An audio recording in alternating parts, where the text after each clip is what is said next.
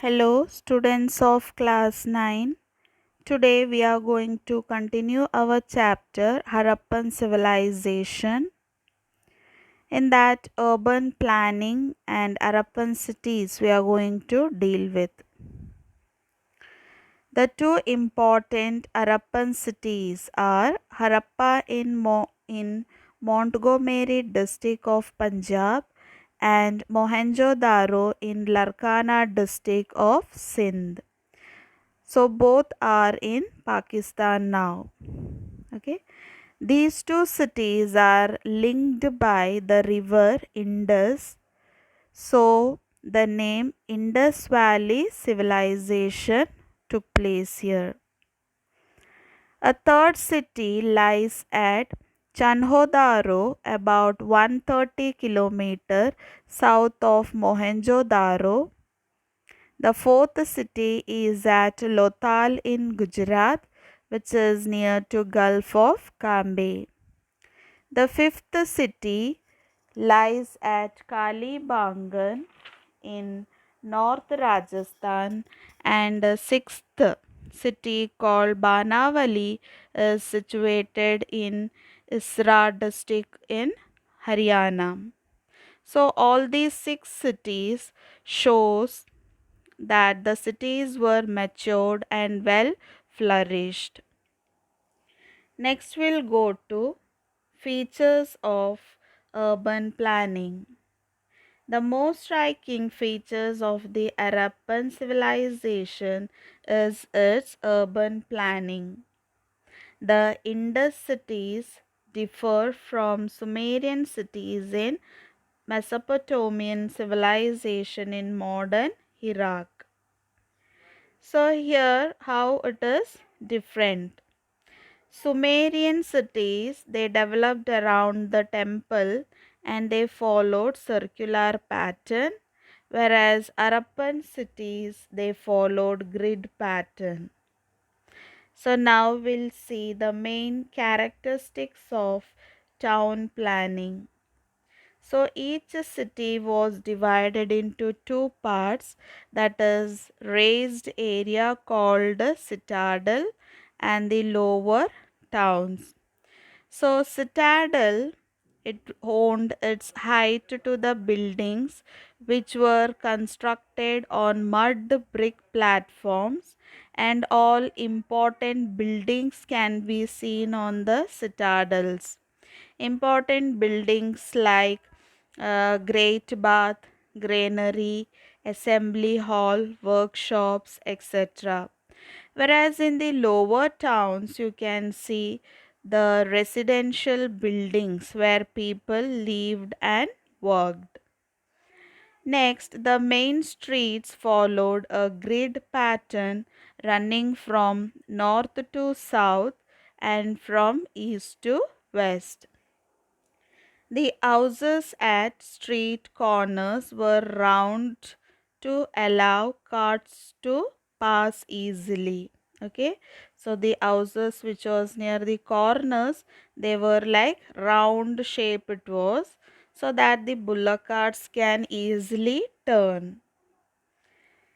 Next point, houses drains emptied all waste water into the street drains.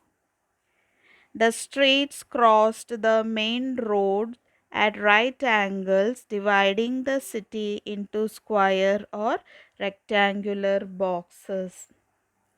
Next, the main characteristics of houses were the follows. The residential buildings were built according to a set plan on a high mound in order to protect them from floods. Okay, so the important cities were in citadel, isn't it? So why it is constructed on the big platform or height platform? In order to protect from the flood. There were variations in the sizes of houses also, that is from single room to bigger houses with courtyards up to 12 rooms. Even private wells and toilets were there.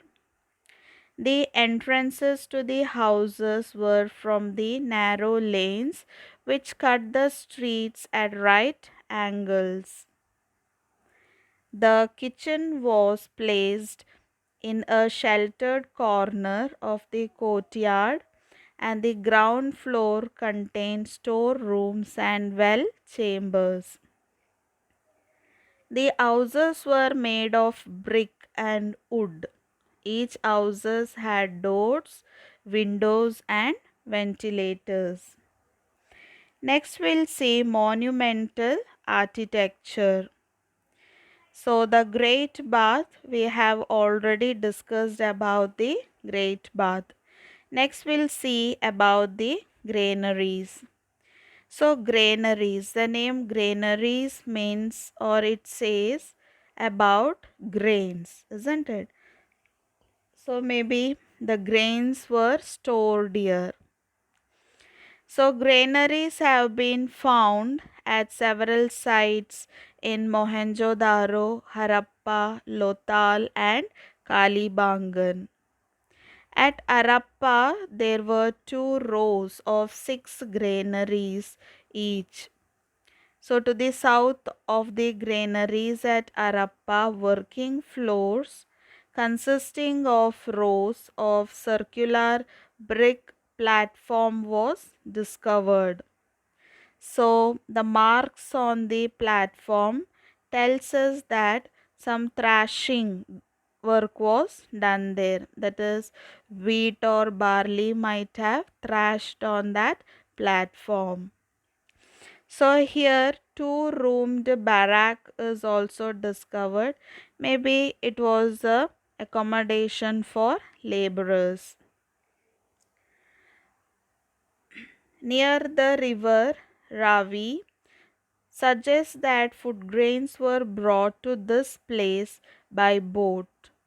It was built on a raised platform to protect it from floods. The granary had ventilations to prevent grains from becoming mildewed. That is, the organisms may grow inside that grains when it is warm or wet. So that's why proper ventilation was there for those granaries.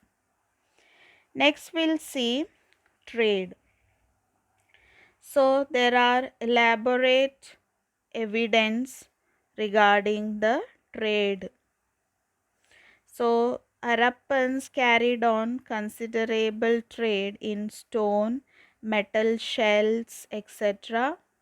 within the Indus civilization. So here you can see the trading was not done through metal money, whereas they were doing with barter system. The cities like Mohenjo-daro, Harappa and Lothal were important centers of metallurgy, producing tools and weapons as well as kitchenware and other objects for wide distribution.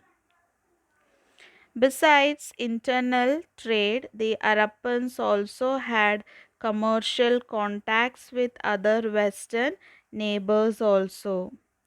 Like they had set up a trading colony in northern Afghanistan which facilitated trade with Central Asia. Even there are evidence like the Mesopotamian records from about 2350 BC onwards refer to trade relations with Meluha. So Meluha, it was the ancient name given to the Indus region. The Mesopotamian texts refer to 2 intermediate trading stations called Dilmun and Makan, which lay between Mesopotamia and Meluha. So this is the evidence which tells us that Indus Valley people had trade relations with other countries also. Next, we'll see weights and measures. A number of stone weights were discovered from the excavations. So, this also tells that trading was there. Next, we'll say about transport.